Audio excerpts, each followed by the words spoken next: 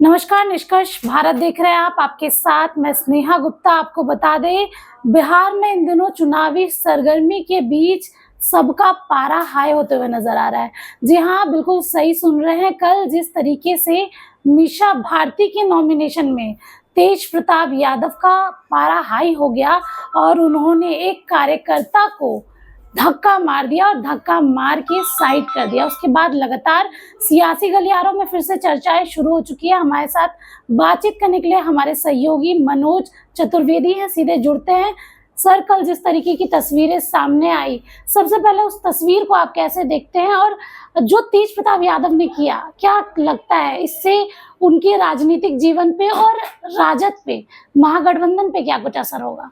देखिए स्नेहा, जो आपने सवाल किया कि उनका कोई राजनीतिक गठबंधन नहीं है, ऐसा सबसे बड़ी बात यह है, परिवार की पार्टी है और परिवार की पार्टी पे कोई असर नहीं पड़ने वाला है। तेज प्रताप की बहुत सी हरकतों को आपने हमेशा देखा होगा, लेकिन सबसे बड़ी जो बात कल खुल के सामने आई, शक्ति सिंह जो राजद के बहुत बड़े प्रवक्ता हैं, बहुत बड़े नेता हैं, विधायक रह चुके हैं, उन्होंने कल रात को एक ट्वीट किया और ये कहा है कि उनके पैर में चोट थी और कार्यकर्ता उस पे कहीं टच कर दिया, छू दिया होगा उसको, तो दर्द हो गया, इसके चलते वो गुस्सा हो गए।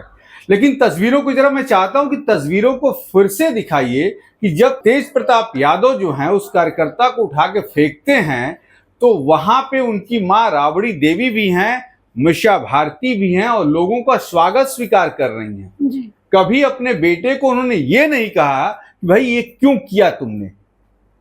तो ये लालू परिवार की एक आदत है। और इसके पहले भी मैं आपको बता दूं कि उस दिन भी थोड़ा सा सम्राट जी भी नाराज होकर निकले थे। तो ये पार्टियों का क्या चल रहा है, लेकिन जनता सब कुछ जानती है। लेकिन सबसे बड़ी बात है कि चुनावी माहौल है, इससे कहीं ना कहीं चुनाव पे असर जरूर पड़ेगा, वोटों पे असर जरूर पड़ेगा, क्योंकि जिस कार्यकर्ता जो आपके लिए हर समय खड़ा रहता है उसको इस तरीके से धक्का देना, और ये बात कहीं ना कहीं पर्दा वाली ही हो गई है कि पैर में चोट लग गया, इसकी वजह से उन्होंने धक्का दिया। आप किस कार्यकर्ता की बात करती हैं?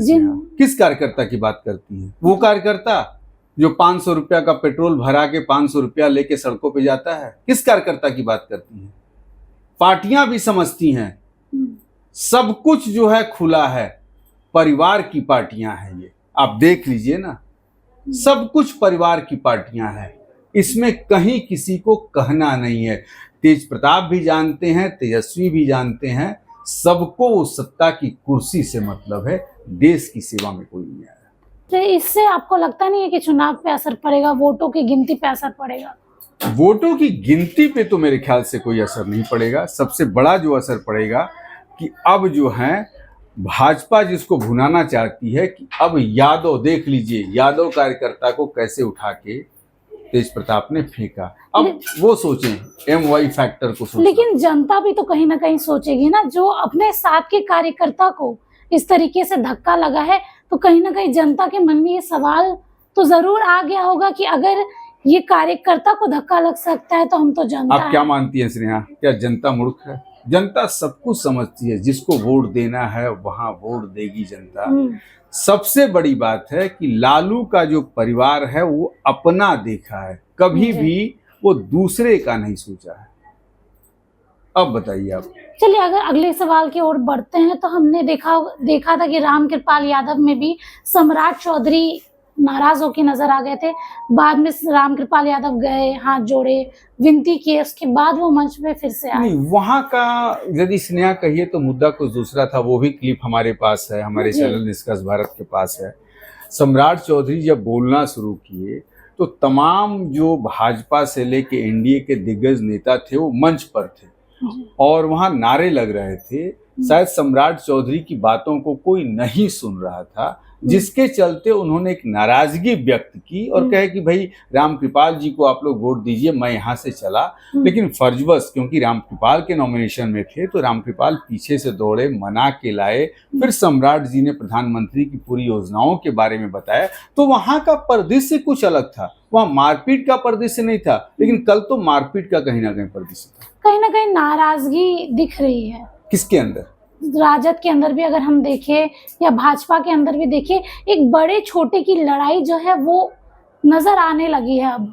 देखिए स्नेहा, बड़े छोटे की लड़ाई यहाँ नजर नहीं आ रही है। सबसे बड़ी बात है कि 17 महीने के शासन में जो तेजस्वी यादव ने जातियों का समीकरण जो बांटा है ना, जी। ये बहुत बड़ी बात है। हम्म। भुनिहार नाराज हो गए हैं भाजपा से, कुशवाहा नाराज हो गए हैं भाजपा से। तो ये बहुत बड़ी बात है कि 3%, भुनिहार की संख्या 7% है और 3% दिखाया गया है कागज में। तो कहीं ना कहीं एक बिक्षोभ, इसको आप ये नाराजगी मत कहिए, ये बिक्षोभ कहिए कि लोग अंदर ही अंदर नाराज हैं, लेकिन जाएंगे तो भाजपा की तरफ। भाजपा की तरफ देखिए, जिस तरीके का कल का माहौल था, तेज प्रताप यादव कई दिनों बाद अपने रौद्र रूप में वापस आए। जो क्लिपें आपको देखने को मिली वो भी हमने आपको दिखाई। साथ में अब देखना होगा इसका असर चुनाव में क्या होता है। क्या वोट में इसका असर दिखेगा? क्या जनता सब कुछ समझ पाएगी? लेकिन मैं आपको एक और बात बता दूं। जी। आप जो वोटिंग परसेंटेज आ रहा है ना, जी। ये जो भी कोई भी कुछ भी कह ले, ये सत्ता में जो है 62% से आगे वोट नहीं बढ़ रहा है। और ये जो आंकड़े आ रहे हैं, ये कहीं ना कहीं भाजपा के फायदे के लिए जा रहे हैं। जी। तो देखिए, कहीं ना कहीं इससे भाजपा को तो जरूर फायदा होगा। अब देखना होगा कि आगे तस्वीरें क्या कुछ सामने आती है। 4 जून को जब नतीजे आएंगे बिहार लोकसभा चुनाव का, जो कि 7 चरणों में हो रहा है। तीसरे चरण के मतदान हो चुके हैं और चौथे चरण की तैयारी हो रही है। आप बने रहिए हमारे साथ, तब तक के लिए आपका बहुत बहुत शुक्रिया।